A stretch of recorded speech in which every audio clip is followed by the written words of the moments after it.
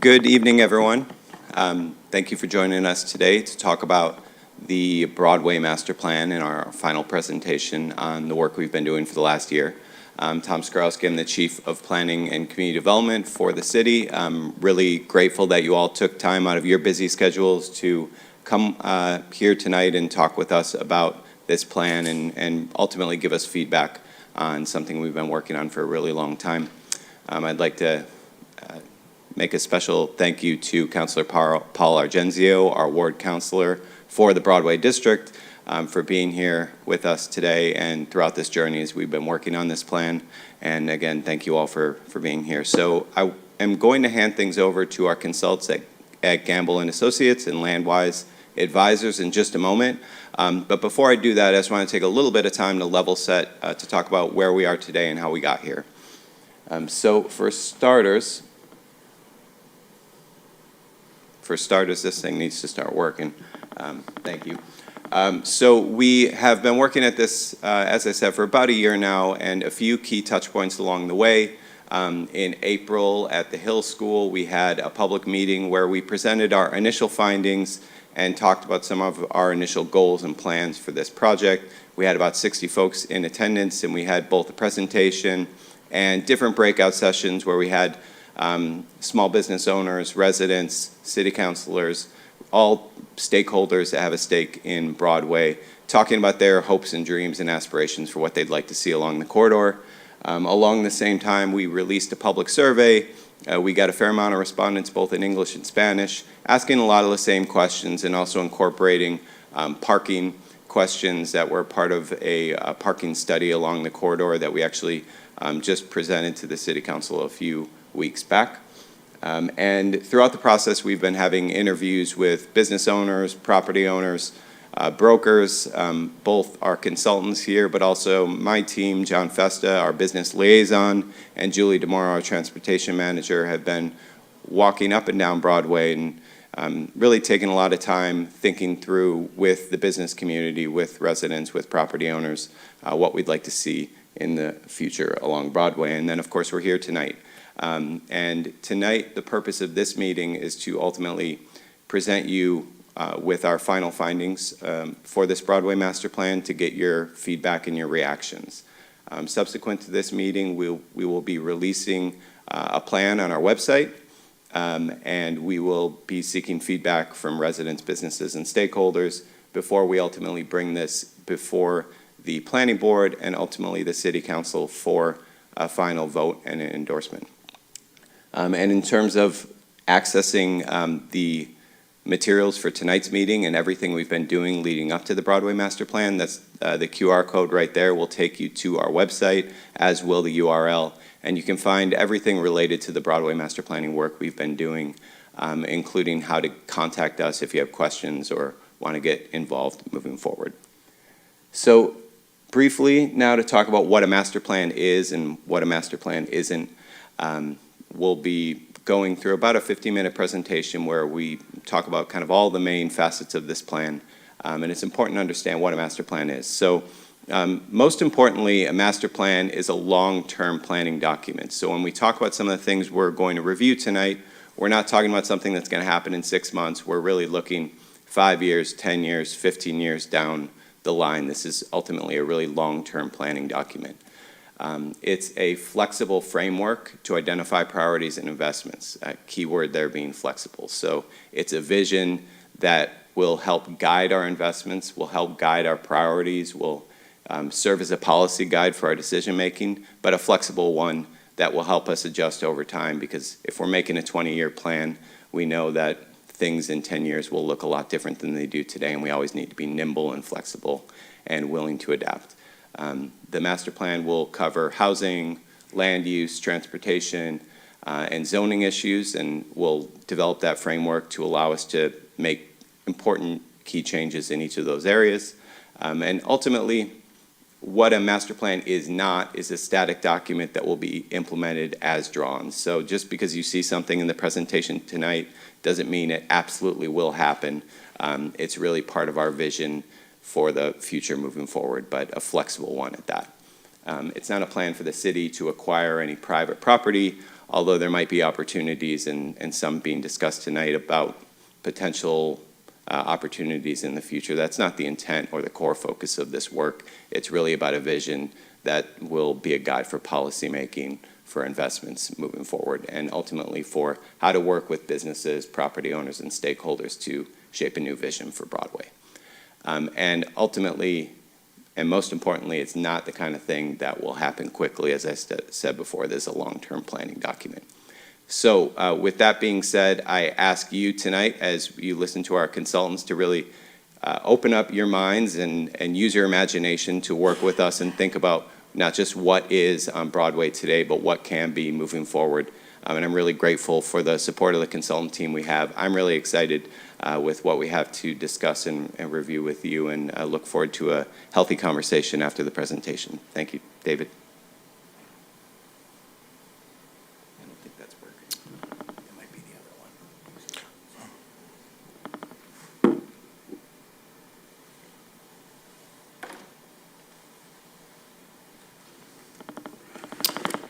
Great. Thanks, Tom. I'd like to think of us as friends, not just consultants and clients. Thank you all for coming. Your time is precious, and we really appreciate your time and your input. Thanks also to John and Julie, who we've been working closely with. I'm David Gamble. I'm an architect and an urban planner with Gamble Associates. Antonia is with me here, and John and Amy from Landwise. So we've been working in dialogue really with some of you and many of your colleagues here in Revere to think about how a corridor, which is actually not struggling in some ways, there's lots of great businesses along its length, but maybe could be more over time. And there's a lot to celebrate along Broadway. Most towns and cities have major commercial corridors. Yours has, well, this building, iconic architecture, civic institutions, including 2 schools, which is pretty uncommon in a downtown. Can you hear me okay in the back? Okay. There is a mix of uses and a mix of scales. So this is actually right across the street from us, 1, 2, 3 to 4, even 6-story buildings that add life and vitality to the downtown core. There are some open spaces, but not a lot. And how many of you were able to make the April meeting? Raise your hand in the school. All right, about half of you, but if you didn't make it, don't worry, we can cover what we went over. So there are some green spaces, but not a lot. And one of the issues that came through in the public engagement was, how do we increase open space? How do we increase resiliency? How do we make the downtown greener? The Legion across the way is well programmed, but maybe could be even more. And most importantly, and we've had the benefit of working with many of the business owners, are the people of Revere.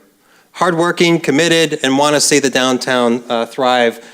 These are photographs from another project we've been working on to improve the facades, and I see some of the business owners here, improve the facades of downtown, because that's really the interface that people have with the businesses. So how do we make that, how do we celebrate the diversity of Revere? And yet, not everything is perfect. It is about 1.5 miles from end to end, the corridor. If you think of where from Chelsea to Lynn, that's a long way. And many of the buildings are 1 story. They have lots of different property owners. How does one maximize that? How do we increase the mix of uses and make more walkable areas that actually encourage people to go back and forth? There is a limited right-of-way, which is a little bit of jargon for an urban planner, but the dimension of Broadway is set. You can't really go beyond that. It's really 1 lane in both directions and 1 lane of parking, and beyond that, there's buses and bikes, and so there isn't a lot of room to work with in terms of the street itself.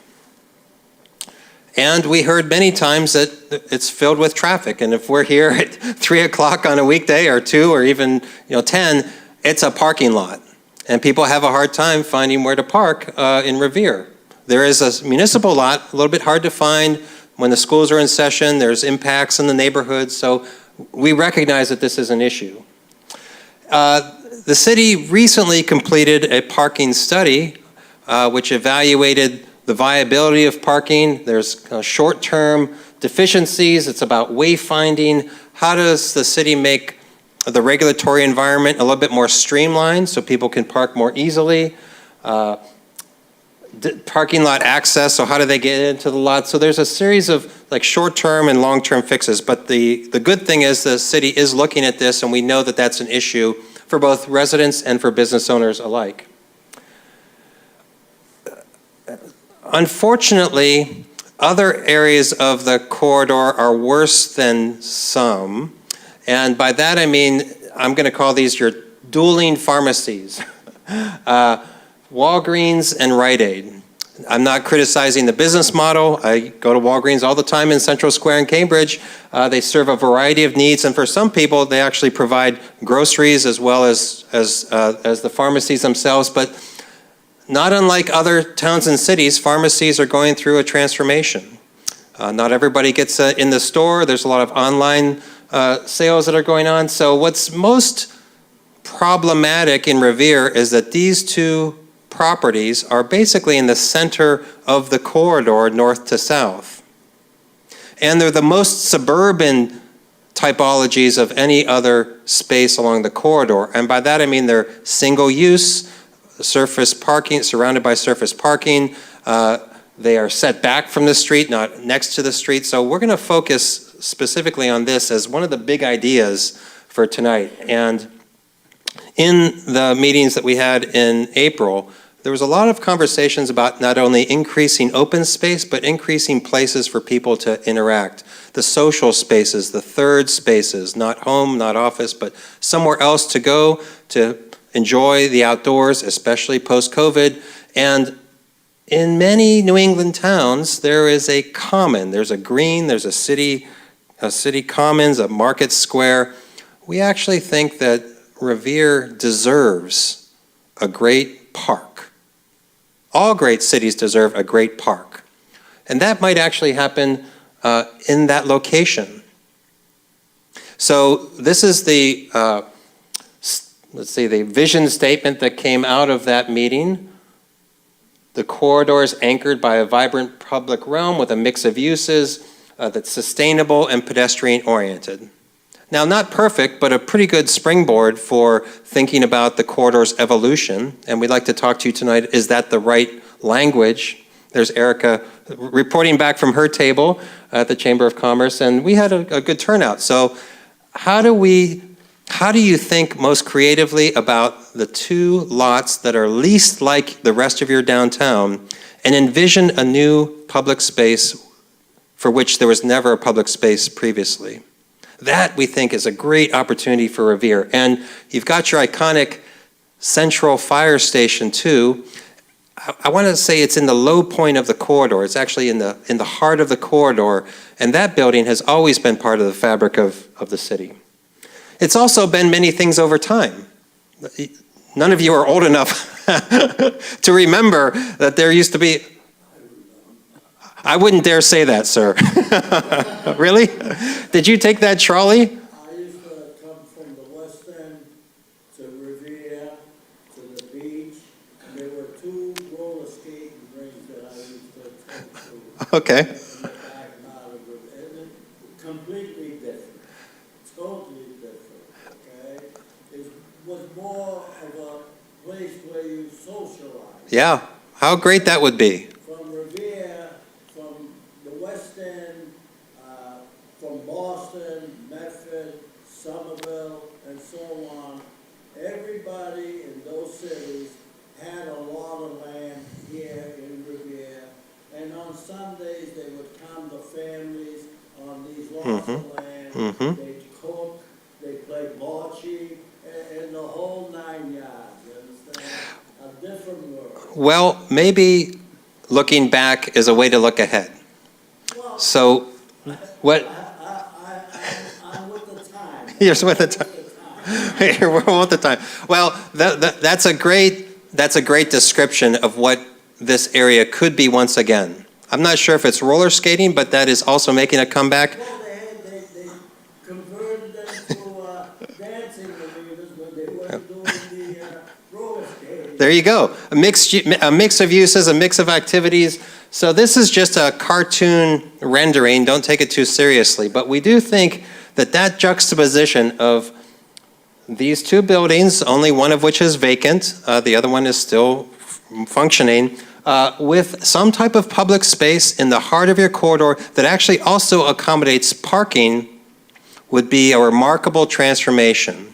So bear with us as we sort of walk through that logic. But the idea is a resilient, park-like atmosphere. I'm not sure if it's a city common, if it's a market square. I mean, the city can figure the nomenclature out, but a mix of uses with commercial activities as people have aspired for, residential up above, because as John will talk about, there's an opportunity for more residential infill, but not urban per se, but more vibrant.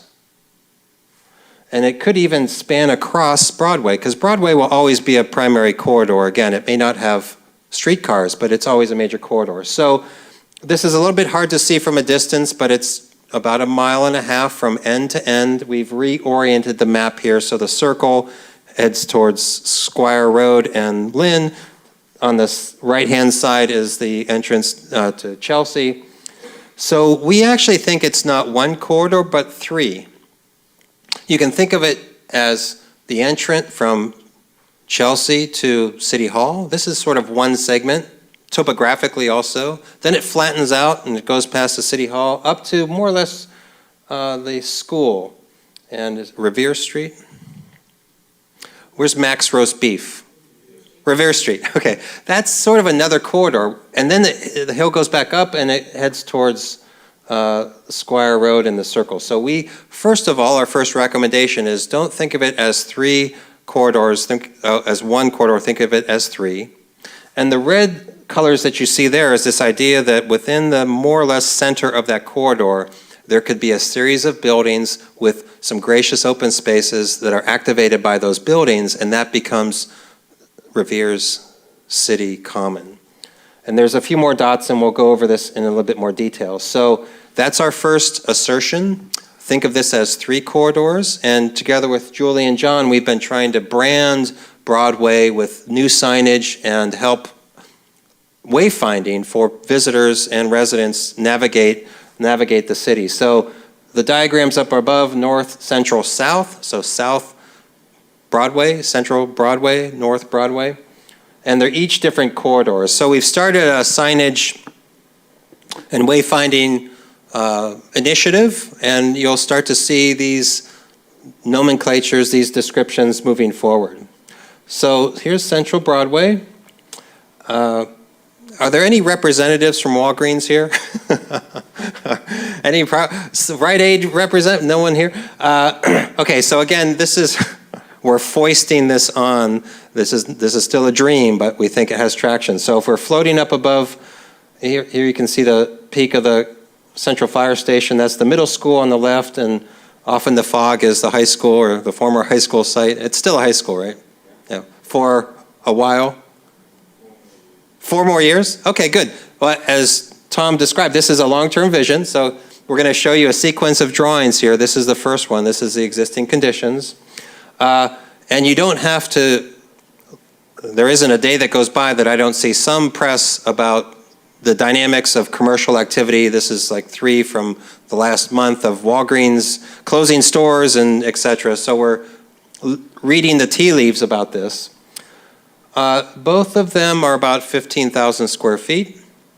The blue boxes, they are again set back from the street. Lots of surface parking. There they are again. The idea is to find a way to get the new development and the open space to harmoniously coexist. So buildings of a scale large enough that they can actually activate the open space, but not so large that their parking demands cannibalize the rest of the property.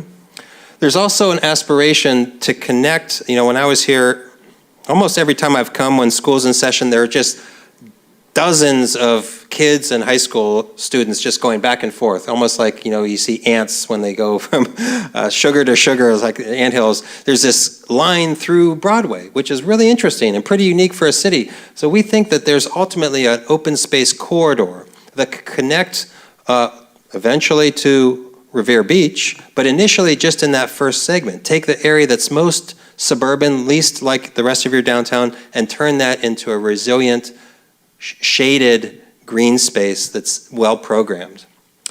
And so another potential is that those buildings could have parking that's integrated into them. And I'd like to turn it to our economic consultant to talk a little bit more about how that might happen.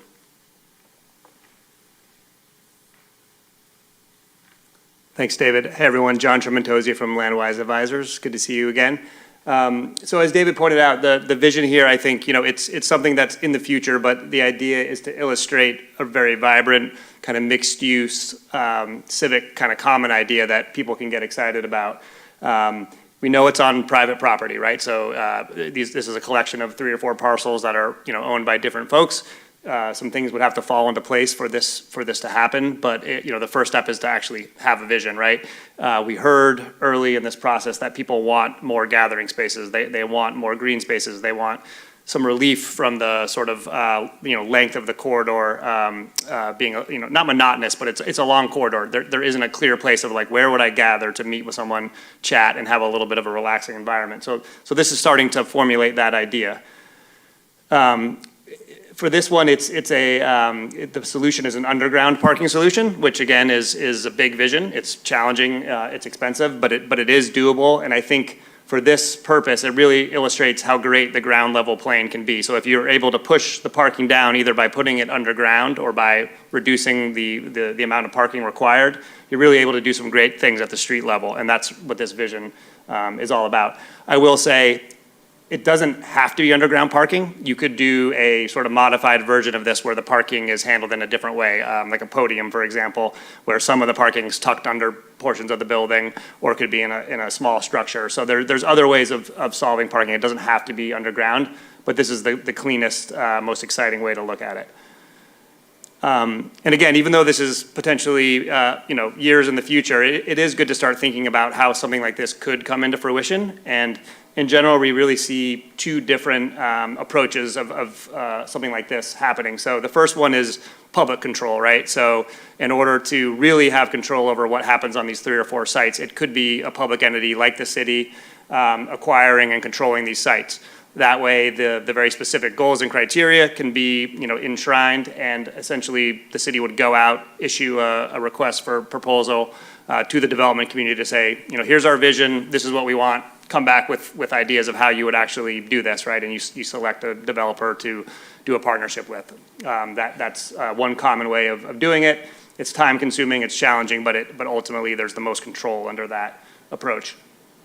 The second one is essentially leaving the private market to address something like this. And in that way, you don't have control exactly about when it happens or specifically how it happens, but you can really set the regulatory context through zoning, right? So if we said, we as a community would like to see something like this, we can modify, tweak zoning to basically incentivize the types of open space, the types of forms that the community would like to see happen on a site like this. And it's always a trade-off, right? So if you want to have great open space and park space, you're going to have to allow, some level of economic activity, some level of density to make that financially feasible for the developer who's taking, the risk on the project, on the vertical construction, if you will. So I think I'm going to hand it back over to David to talk about some other towns that do have this sort of central green element and how they've done it, and then we'll come back in a minute. Thanks. The community just to your south, Chelsea, has a little town green. It's about 0.8 of an acre. This room is, I just counted the tiles, those are 1-foot tiles. This is about 40 by 60, this is 2,400 square feet. This is a pretty small space. The space that we're suggesting would be much bigger than this. Chelsea is that triangular shape. That's their Broadway, as you may know. Nice little space, pretty well programmed. More historic towns, Lexington, it's even smaller, that's less than 1/2 of an acre. Their town green. Needham has a slightly bigger one. This is also 19th century, late 19th century, 7/10 of an acre. And then we're actually working in Dedham. I was at a public meeting in Dedham on Monday night. They have constructed, or it's under construction, a new town green on the site of a former police station that was demolished because Dedham has built a new municipal station for fire and police. So we did the planning for this. That's a fundraising campaign that they have in their banner that says,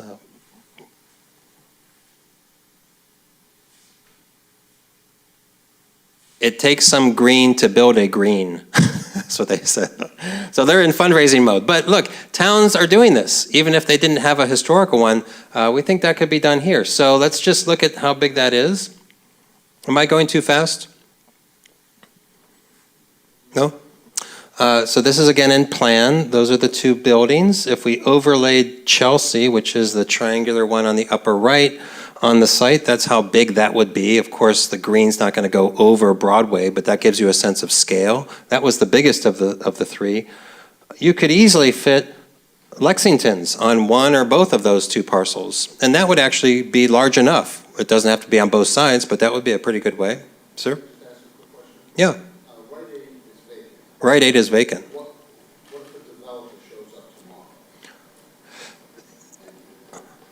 Decides they're going to build something. Yeah. The question, if you can't hear it, was what if a developer shows up tomorrow to purchase the Rite Aid building, which is for sale, the Rite Aid site?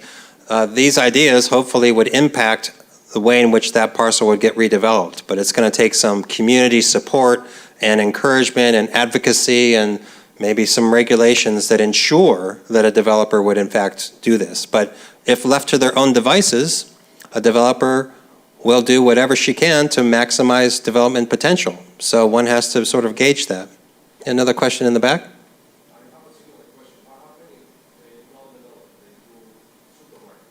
That's also possible. That's actually more likely that someone will reuse the existing building because it lends itself well for a grocery store, which would not be a bad use.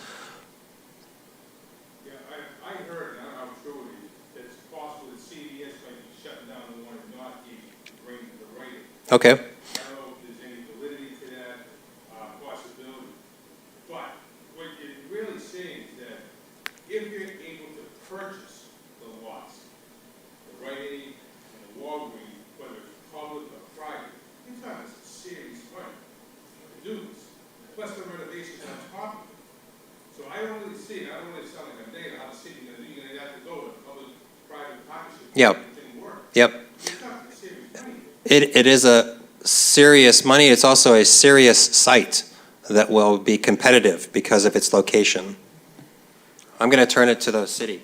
And I would just add, so the Rite Aid site is up for lease right now, not quite for sale yet, but the moment we heard that the property was going up for lease and we heard Rite Aid was closing, we convened a meeting with the property owner to start to lay out a vision for what we'd like to see, including some of the initial concepts here. I don't think any of us anticipate the next step that Rite Aid will take will be our vision. I think, frankly, we have a lot of work to do on our end to make sure that the development community sees our vision. That includes reforming our zoning to show in our zoning what we actually want to see. Because, frankly, when we meet with developers today and we look at our existing zoning, it takes some imagination on their part and some encouragement from ours to say, well, if you go through the Zoning Board of Appeals and get all these variances and you get a special permit and you go through all these laborious steps, maybe you'll get approvals to do what you want to do. It'd be much easier to say, our zoning's lined up and ready to go. This is what you can do and it's allowed. So we have, I think, some necessary steps on the zoning side. I think we have some steps on the public investment side, and there's a few different tools in our toolbox to make sure we can actually do some of the more aggressive kind of public investment that would be necessary to make that happen. But you're absolutely right, as are you, Councilor. This is no small feat, and this is ultimately a longer-term effort. We're kind of putting our stake in the ground today to say that this site, sitting where it is at the center of Broadway, is an important opportunity to break up what I think was called at the last meeting in April, the the relentlessness of Broadway, where you feel like there's no green space anywhere, where you feel like there isn't those places, to your point, where we can socialize and hang out and have that more traditional kind of city square feel, a place to bring people together. So if we want to do that, we need to do something dramatically different than what's there today. But is it going to be easy? No. Will it take time? Absolutely. Is it true that we're below our 40B status, so a developer could come in and just override us and build, I think, 700? The question was, is it true that we're below our 40B status and a developer could basically come in and override our local zoning to build something like that? Technically, it is true. We actually are working on what's called a housing production plan that will be going in front of the council in October or November of this year.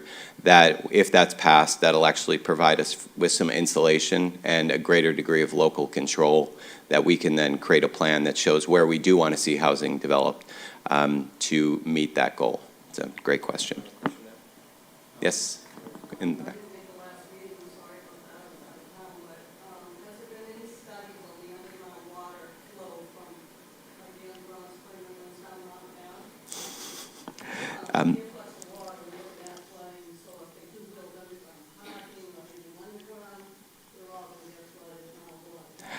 I'm smiling because we had a very similar discussion as we were looking and talking through this, the idea of underground parking in that location. Those are real challenges that we would face here. And since you weren't at the April meeting, one of the other things we did talk about, and actually a few of the city councilors present were pretty adamant about reducing or removing parking requirements entirely for housing production.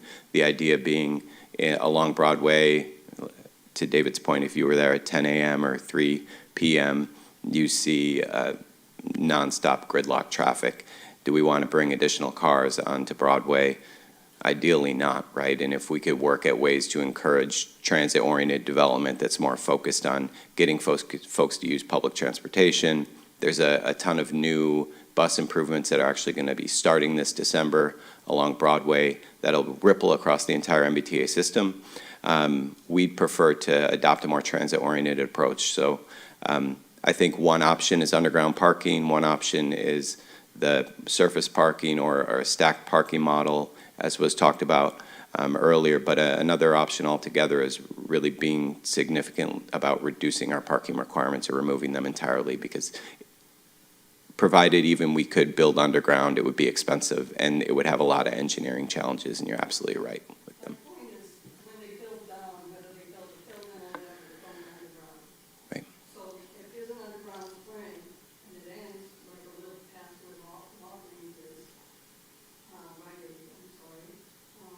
what happens to all that water when it starts backing up? Right, no. It's in the neighborhood. No, absolutely. It's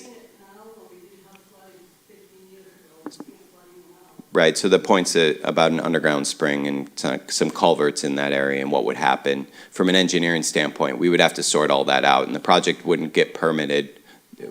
Oh, we're not there yet. This is much further down the line, and underground parking is just one of many different options we could take on. It's a great question, but we wouldn't build it if that was a challenge that we couldn't engineer around. Shouldn't we have that before we allow anybody to build, like at Rite Aid or this house? Well, if anything were to happen at either of those lots that would deal with significant development, those are all questions we'd be dealing with. And again, the point of a master plan is more just kind of thinking big picture, but once we get into the details, those are things that our engineering team, our planning team, the mayor's office, we would all have to work on those things together and work through the complicated permitting as well, because those are real challenges and we couldn't move forward without tackling them.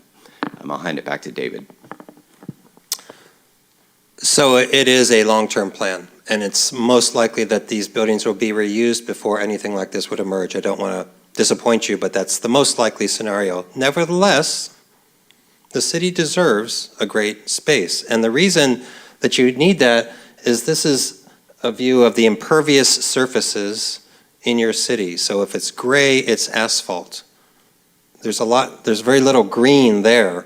What's green is there is the recreation field. So that's part of the reason, actually, to create more areas where water can filtrate through, more areas where there's less heat island, where there's shade. That's part of the environmental imperative, actually, to do this type of project. So keep in mind long-term vision, but it doesn't mean that the city shouldn't still keep that vision high and demand that of two sites that are really actually very economically viable for lots of things. So I think that the city it can hold developers to a higher standard because of the proximity of these properties.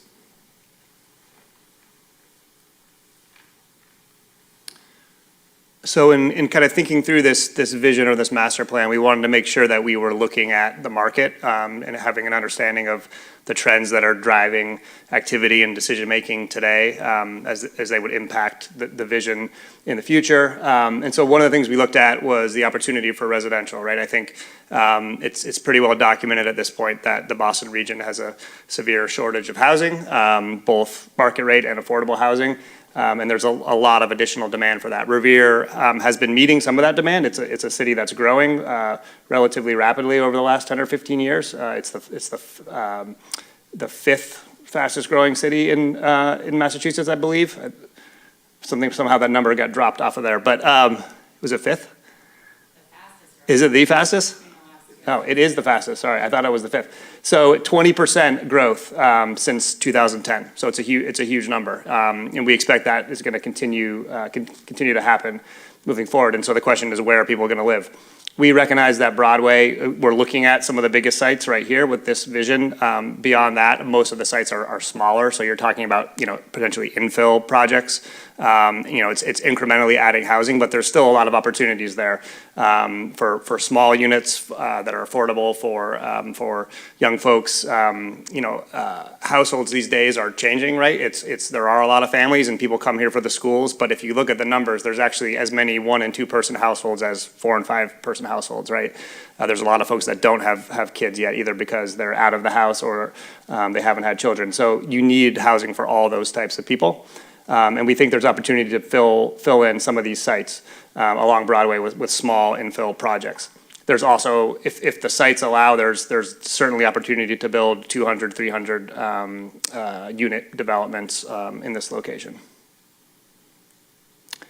We also wanted to look at the ground level kind of retail restaurant picture. Broadway has a lot of commercial activity happening along it, as you know, lots of businesses. It's a fairly actually large and vibrant corridor. So if you look at it, about 350,000 square feet of space along that 1.4 mile corridor, which is a big number, and it's actually quite diverse. It's fairly well balanced if you look at the different retail categories along the corridor. So that part of it is very positive. It's already balanced. It's not way out of whack. It's got a relatively low vacancy rate at about 8%. That's very healthy. So by some measures, it's doing quite well. But we do know that there are some categories that are perhaps a little bit out of balance. And so when we look at the supply and demand together, we see some opportunities for future growth along the corridor. So a couple of the categories that we're looking at, so dining, we think dining is actually a little bit underrepresented, believe it or not. When you look at modern day retail trends in some of these corridors, restaurants and food can be more than 50% of the space. There seems to be an endless demand for that kind of use. The businesses do turn over on occasion, but there's more demand. So we think, for example, in these new buildings, if they were to occur, there certainly would be opportunity for some new and different food concepts at the ground level. We think on the sort of what we call personal service and health, so the pharmacies, the hair salons, the nail salons, this particular corridor is actually very overrepresented. Based on the numbers, it's showing that there might be too much of that space. Perhaps that's partially related to why something like Rite Aid might be having struggles, although that's a national chain. So we don't expect that a whole lot of new demand is needed in that particular category. The other one that's sort of underrepresented, and we think there could be more options, is in the apparel and accessories. So, shoes, athletic wear, clothing. They're not easy businesses to run, given the competition from online retailers, but certainly the numbers show us that there could be more demand for those type of uses if the right tenants and operators are attracted to this location. Just wanted to touch on food and sort of grocery stores a little bit, because we had some questions, I think, at the first meeting about it. So this corridor actually does have a lot of sort of specialty convenience type food. You can see it on the left-hand diagram. Lots of sort of smaller, like kind of mini supermarkets or convenience markets along the corridor, and that's great. There's a need for that. It serves a certain niche in the market. In terms of grocery, there isn't anything major on this particular corridor, but if you look at a 1 and 2 mile radius, which are these circles here around Broadway, you see that it's actually very well represented. You've got almost 10 grocery stores within a 2 mile ring. So it's well serviced from that standpoint, and so you're unlikely to see probably a new full-service grocery locate along this corridor unless something else was going to change. So it's probably, you could see more sort of specialty food happen here, but probably not a big grocer on this corridor. And one thing we did want to mention, because so much of this effort is about the physical plan, right? About new buildings, different buildings, city green, what that could all look like. We did just want to emphasize that beyond the physical components, there's also the way we talk about and market what's happening on Broadway. And we think as part of this plan, we should celebrate the positives as well, because there is a lot of good stuff happening on the street. And so when we look at it, some of these things that we're mentioning on the left here, we see a very sort of vibrant central spine that has retail continuously on both sides of the street. It's got like a really diverse set of culturally significant businesses. You've got lots of daily sort of needs and services there for folks who are living in and around the neighborhood. There's a lot of locally owned businesses, which is not something you see everywhere these days. Chains seem to be taking over a lot of these kind of downtown and main streets. It's relatively, from a retailer perspective, it's relatively affordable. Like there are spaces that you could think about moving into and starting a business without, completely breaking the bank. So there is a certain vibrancy to it that I think is really important to try to preserve, right? These new buildings are likely to attract some different tenants that might be more regionally or nationally significant, and that's okay. There's a place for that, but we want to make sure that some of the smaller, locally owned ones, don't go out of business, and that they're also supported and celebrated along the corridor.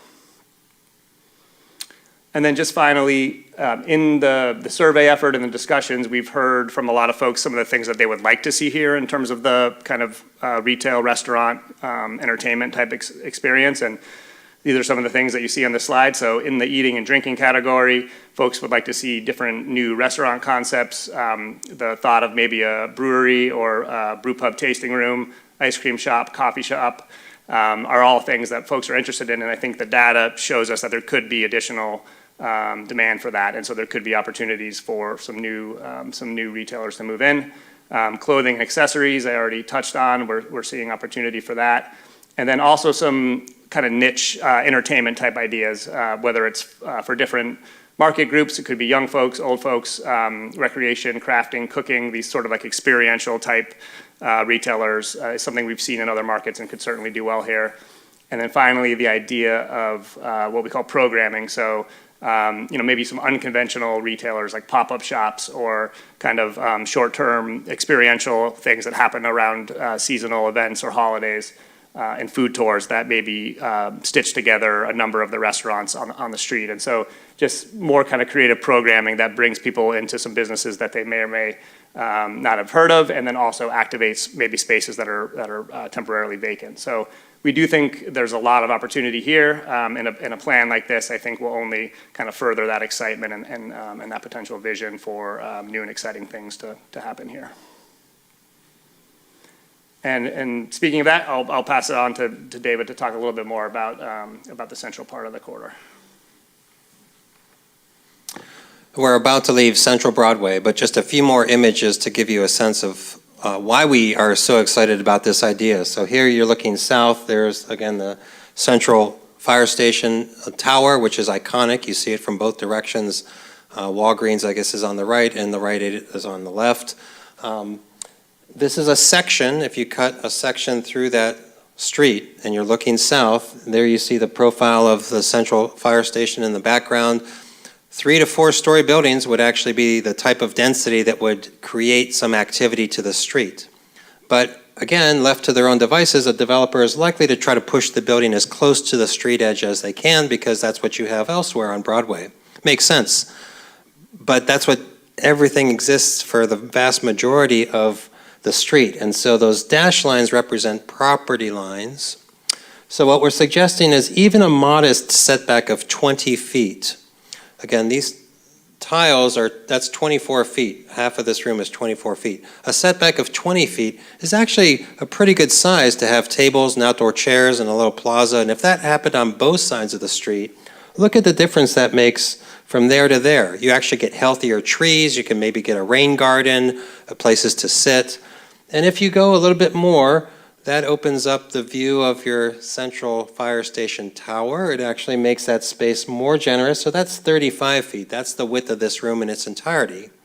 Still a parklet, but on both sides of the street, that would start to create a sense of community. You could go so far as to think about a space in the middle as a little garden, and you would drive around it as a way to calm traffic. Or even being a more aggressive scenario of more space. To John's point, there have to be both carrots and sticks in order to make this happen. A carrot could be allowing for greater density on a site if the parking was below grade. A stick would be that the zoning and the regulations would be requiring a developer to do that. The difference between a surface parking spot and a parking spot in a structure and a parking spot below grade is enormous. I don't want to kid you. It would take a lot to put parking below ground. A parking space on asphalt is about $3,000 to $5,000. If you put that parking space in a structure, it's 7 times that amount. It's about $30,000 to $35,000 for one space. If that goes below ground, it's 3 times that, almost $100,000 per space. So it's a very expensive endeavor, but if you've traveled around the world and you see other cities, many, many places, not so much in the USA, but in other countries, in a civic center downtown, that is almost a point of departure. So here again, that's the view. This is in perspective. This is looking in perspective, and the peach color is that ground floor, usually 13 to 15 feet to get commercial restaurant activities. That would be with a street wall. Set it back a little bit, makes a big difference. Set it back a little bit more. Now you're talking about a productive open space that could be really well programmed. Or even more with a center portion or more of a plaza-like.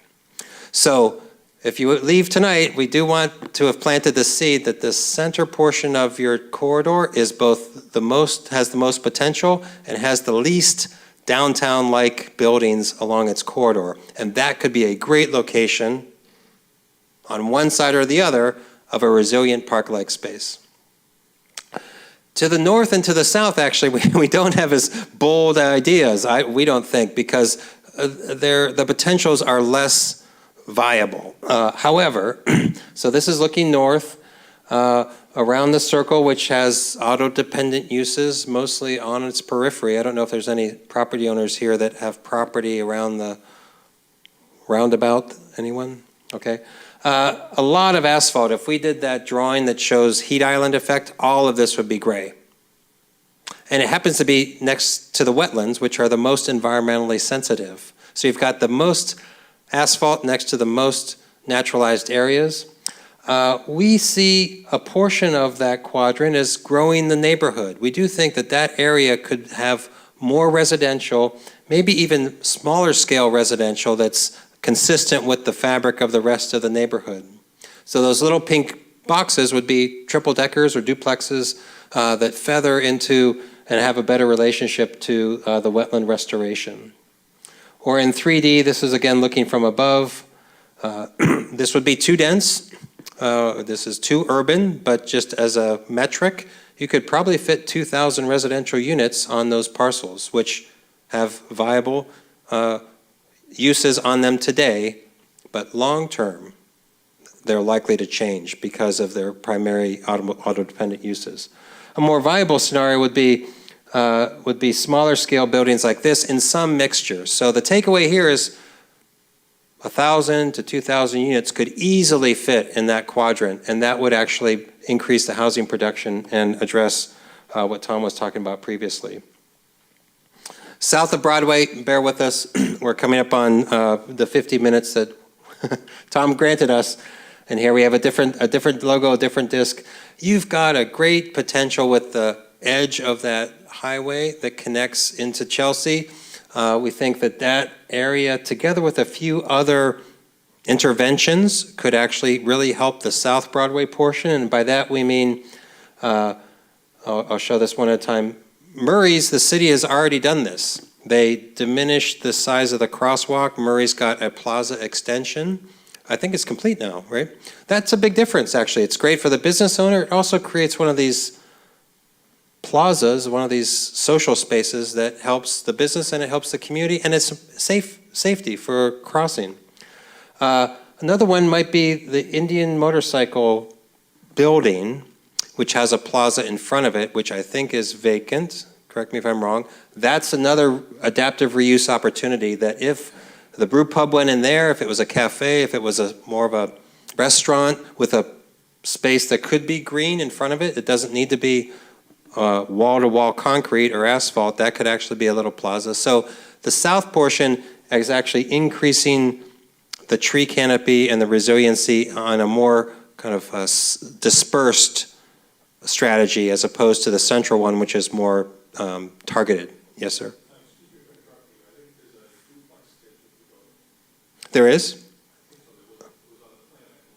A duplex? No? Okay. It's a pretty big site. Yeah. It's a handsome building, too. I think that would be a great adaptive reuse project. Now, we can't control that, but we think that it has viability. This is an art project waiting to happen. You have a underpass that looks a little foreboding. One doesn't really want to walk through it. You can do a lot with LED light. Actually, Lynn has done this. We think this is really an art project waiting to happen. Just light it up, do some transportation improvements. We don't think the bridge should be rebuilt. Actually, it's rather a handsome post-war structure. It just needs a little bit of love and wayfinding. And so collectively, there's also facades and areas that could be taken advantage of to direct people elsewhere. You have a handsome building that could have it's an alleyway to the parking area. You know, that's a little art project waiting to happen that would help connectivity. So we feel like the city can do more in that manner. I want to conclude by referencing a book that I've always enjoyed. It's called Great Streets. It's a classic book for urban designers by Alan Jacobs, and he talks about a great street having these 5 characteristics, and we think Broadway has some of them, but it could have more. Number 1, it helps make community. It's the most desirable place to be. Your Broadway should be that. It's physically comfortable and safe. It encourages participation. It can be remembered and leaves long-lasting impressions. We think that that could be something that the city does more of. And lastly, it's representative. It's a model that can stand for others. Compared to the other examples we showed, Revere is in a unique position to do something that really reflects the community, celebrates its history and its diversity, and yet is unique that other cities can learn from. And so this is a more detailed section that we're working on. That is a view. The sidewalks are about 8 feet, wide enough, but post-COVID, more and more businesses are trying to take advantage of the space directly out front. So with better lighting, more street tree planting, your street lights are doing too much. There's lights and flags and do not park, and there's like 7 or 8 things on every flagpole. So they need to be cleaned up. This makes an impression on the corridor, and some of that space where there's parking could periodically be more for outdoor seating, and that also helps in a very strategic fashion, not everywhere, but periodically gives spaces to inhabit. So I think we're right at our 50 minutes. Thank you for coming. We've probably got lots of questions, but we're optimistic about your downtown. There's lots of good things about it. It has some challenges, but the things that are there lend themselves well to reinvention, and we'd like to see it move forward. Were you just stretching, sir, or was that a question? Okay. I got one question.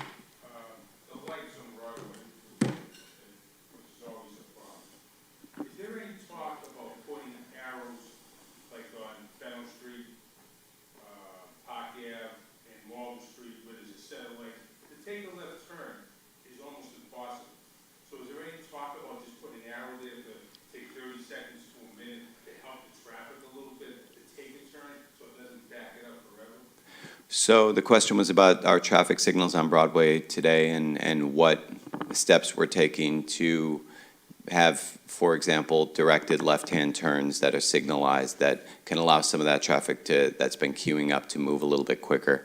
That's actually, we have been working on modernizing and upgrading our signal system. It's actually a project that Julie had spearheaded a few years back and just went live within the last 6 months or so, which is developed with the intent to create a dynamic system where it's continuously learning. That's why you see the cameras up there and updating the timing in accordance with queuing and what have you. That's one step that we've been trying to take because it's a learning process. They've been continuously testing and improving it over time. I think we're going to see some improvements there, but I'm not answering your question directly, I know that. I think the other element of it is working with our traffic working group, which was recently formed to talk about some of those specific changes that might need to be made in terms of directed left-hand turns, and I think that's a great idea in those particular cases. Probably won't make its way into the master plan, but might get done a lot sooner than some of this will. You're welcome. Yes.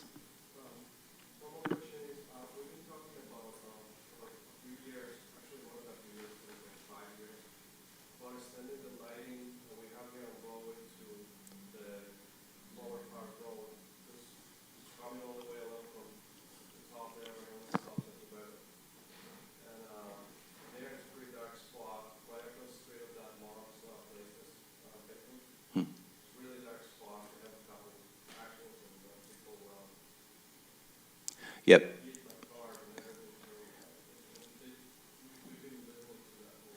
Yep, there's been some discussion about extending the lighting to the south portion of Broadway to the border with Chelsea, and that's something we've been working with, and actually when Mayor Keefe started, it was one of the first things he wanted to take on until we encountered some of the utility challenges that, you know, as opposed to some of the other areas along Broadway where we extended just basically at the cost of the lighting, some of the utility issues we face would create about $1 million in just upfront cost to solve for those utility issues. Doesn't mean we can't do it, just we couldn't do it immediately, and it's something we're certainly thinking about.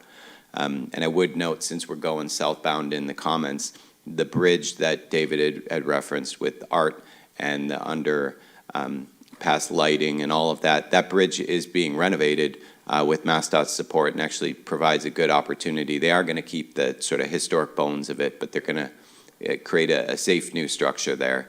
And that will give us some opportunities to do some of that underground lighting, public art. It's all something we're kind of pushing MassDOT to consider to brighten up that corridor. So hopefully we can continue it on as we move further north to the center portion of Broadway. Yes, sir. I believe there's gonna be a massive change in the next 5 to 10 years. Your automobile is gonna be autonomous, okay? You don't have to drive it. It's gonna do everything for you. The only thing you can do today is wait to follow the leaders. What they give you to drive, that's what you have to produce in the streets. So the question was about, or I guess a statement, about where things are headed with regard to the next 5 to 10 years of vehicle traffic. Where they're going. The streets are gonna be possibly completely changed.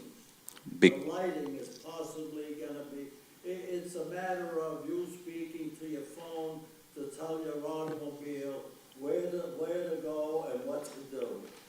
Right. It's out of the human hand. So questions about autonomous driving and the future of vehicles and the future of transportation are all really good questions, and a good way for us, again, to frame this long-term plan. I think in the center of Broadway, the town square that is envisioned, not just because of the complicated engineering questions that were mentioned, but also as we consider the future of the automobile and some of the transit improvements we're hoping to make across the whole MBTA system. There's going to be a lot of changes in the future, and I think what we'd like to think about is that town square option, how we can best make it happen adapting to the future of the landscape, right? And that might mean we don't need cars underground.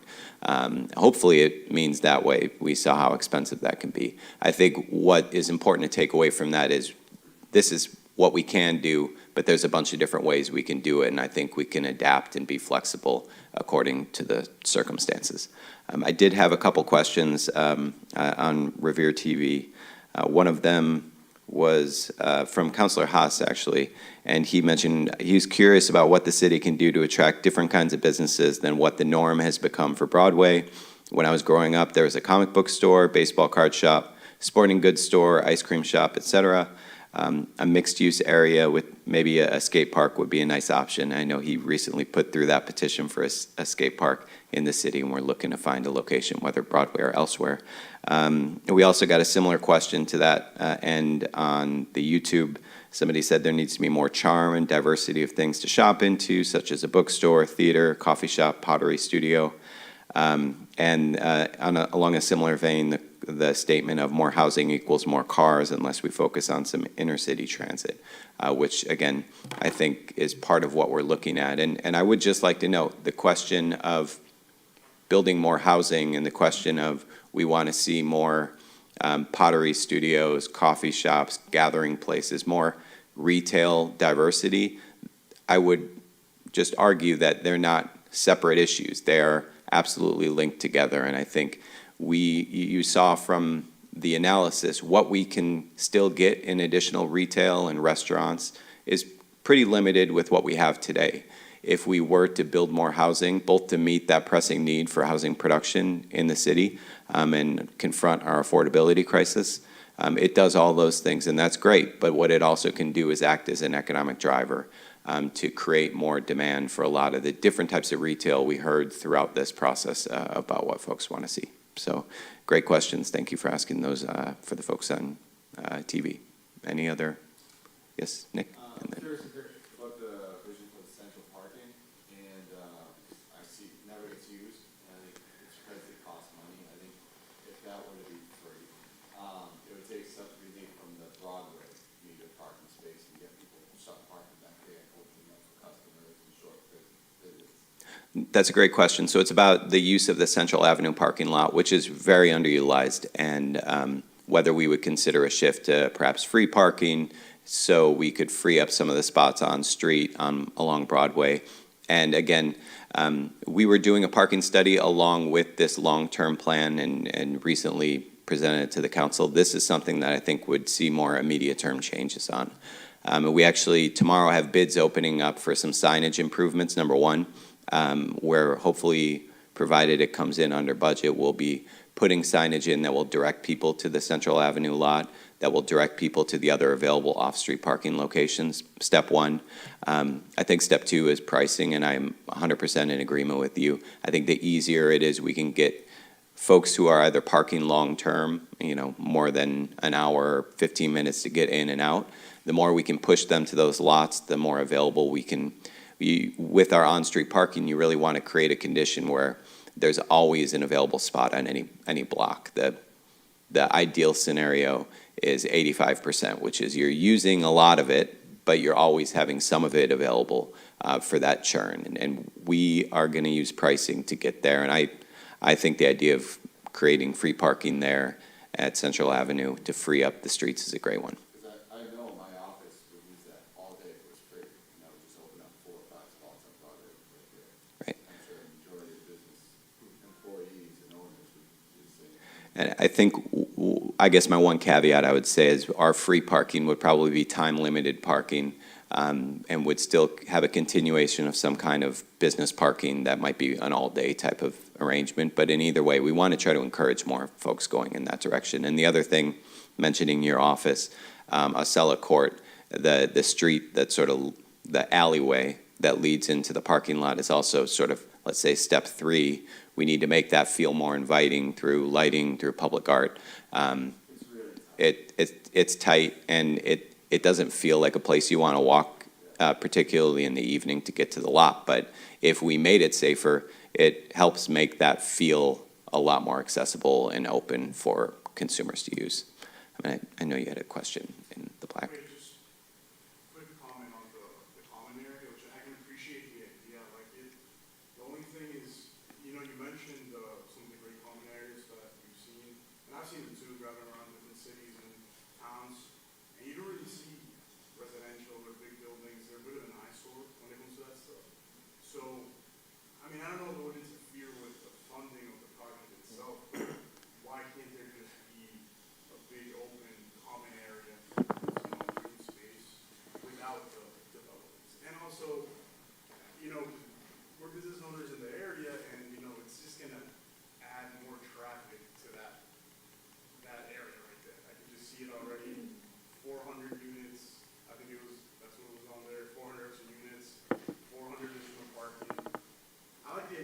Yeah. It's just the residential aspect, I think it is needed in Broadway, but that area right there, I think could be so much better used as just a green space. It's a very good point. And I think if we had our latitude, we would suggest that the buildings that define the common are actually civic. You're right. If you go to Lexington or Needham or even Chelsea, I think it's it's the police station that's right on there. So the question, I guess, to the city is, are there uses that are looking for a home for which a space like this would be most conducive? I know that if the high school goes away, even what becomes at that anchor matters in order to draw activity, across your corridor. So I don't disagree with you. I think other uses that are equally as vibrant would be maybe more appropriate on a common, but having more people live in your downtown in a walkable setting is also an allure, and I think it should be a goal. Let's go here and then there. Sure, I do live on Central Ave, and my house is 2 houses in from Broadway, so as I'm looking at the Mhm. picture. Oh, did we take your house away? No. Okay, that's good. Phew. Yeah. My concern of that is my house is going to be against that building, and I agree with Mhm. another 400 residents in that area. I agree we do need open space. Yeah. But just visualizing my backyard Yeah. against another huge apartment building. Mhm. And I think that area is so unique, our Broadway is so unique. Most cities and towns don't have residential areas where that is right off a main road like that. So if you're looking Central Ave, Mountain Ave, Park Ave, I mean, there's lots of families. Yeah. So it just, I like the green area. Mhm. My concern about that big unit Yeah. in my backyard. Yeah. Again, it's a good point, and I think, It's a concern. yeah, How can we do both, I guess? good question. I think it needs, I'm going to say something that sounds self-serving. It takes more study. You need more study. Right? I think green spaces add value to the properties that are adjacent to them. So should this happen, I think suddenly everything that's directly around it is going to change in its value proposition. So that would be a good thing for you. But how a space like this, whether it's defined by civic uses or residential uses, interacts with a space, how big the space is, how is it designed, is there parking, et cetera, all of that would have to be negotiated. So we're kind of planting a seed, and I think your question is a good one, and it would have to be figured out. It did look like you were taking the house. No, we're not taking, that's off. We're not taking anybody's houses. It's just a plan. But it's a good point. I think, we're looking at the forest right now. If we're looking at, individual trees as we work through the plan, we'd work through this just like we would with any project, using design to work around some of those issues. You're here to give. You're here to give. We're givers, not Yeah, takers. give, right. You're givers. You're here to give. Give you good information. And you had a question in the back, and then, We're concerned with quality of life and with the parking as we build buildings, the parking's gonna come out to the other areas. And we're already experiencing with that issue too as well. right, I think quality of life for residents should be first. so question, Experience more, because going down Broadway takes 45 minutes an hour. So what they do is they come up, they either down a little tiny street or down Central, down School Street, and it's crazy. People are speeding because they want to get around it, want to get to the other side of the city, they got their other children. So I think quality of life is. Yep. So, well, the central statement is sort of about quality of life and how that needs to be central here. And if it wasn't stated outright, or at least not enough times, certainly the intent of creating more green, more opportunities to gather, more opportunities to make this feel like a central civic space is certainly the intent. I take your point, with the Rite Aid site, for example, it would be great to just have a park there. I think we're trying to sort of meet at Although all this is aspirational, it becomes a little bit more realistic if you can couple it with private investment to make the public investment work. And I think ultimately it's going to probably have to be a balance of all these things to actually achieve some of the goals we're looking at here.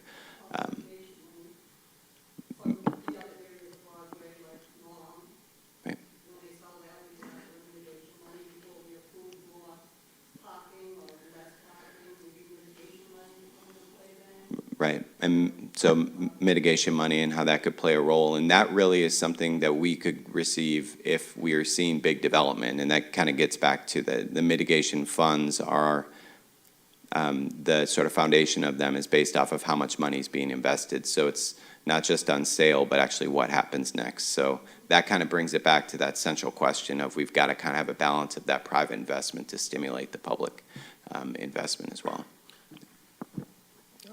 I would say that Revere deserves better than this, which is what you have in the most important part of your corridor in the most important street in the city. So anything that you do that's a public space that increases resiliency, that provides places for people to gather, is going to be better than that. So the reality in development is that the benefits are general and diffuse. Most people think open space is good, housing would be generally good, affordable housing in particular, but the challenges are most pronounced around the abutters. I own that house, right? So the impacts, shadows, traffic, et cetera, tend to be most concentrated on those people who are most impacted and therefore feel that they have sort of more agency to speak up about that because their impacts are more pronounced. So we'd like you to think about this holistically at the scale of the city, even the region, of a new public realm that is very different than what you have today, but would be a differentiator for quality of life, honestly. Yeah, I think the city's done a great job with doing parking restricted developments, which accomplishes density while eliminating cars. I think that's a way a lot of the younger tenants are going anyway. They rent a lot of apartments to people who don't even have cars. So I think that's one way to accomplish the goal of keeping traffic low. And I think people on Broadway have to also understand that these breweries, coffee shops, whatever else, aren't moving in its current state, which is why we need more residential, in my opinion. If you just look at the beach, like BB's, Fine Line, Drip isn't there unless those apartments come first. It's the same thing's gonna happen on Broadway. So the statement was about what we've done in other locations, removing parking requirements, often entirely in places like Shirley Avenue or along the beach, and how that's helped stimulate development. And that was a lot of what we talked about at the April meeting, and even the suggestion about removing parking minimums entirely. I'd be in support of that certainly here, and I don't want to see more cars on the road, and I think it's the easiest way to see development happen. The question remains, will the improvements to the MBTA bus system be sufficient enough to allow us to rely solely on, in this location versus Shirley Avenue not having any cars at all? I think it's probably worth some experiments before we kind of make the city or the Broadway corridor a wide investment in that kind of strategy. But I think it's an experiment worth taking. And then the second comment was about, again, the interaction between housing development and economic development, looking at some of the things that have happened along the beach that wouldn't have happened without housing development, and you're absolutely right. Any other questions? Yes?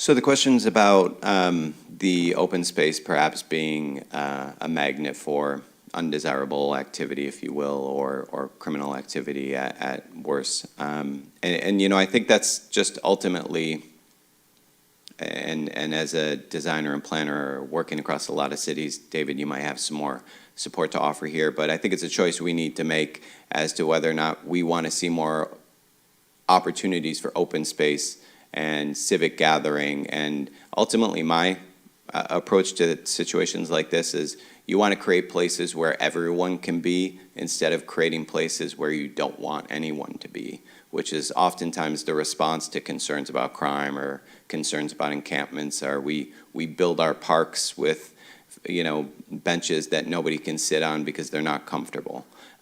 We build landscaping that is rough and doesn't look good and is uninviting because we don't want certain people in the parks. And I think fundamentally, you have to build places that people want to be. And I think that's just a challenge we have to work through. That's a good question.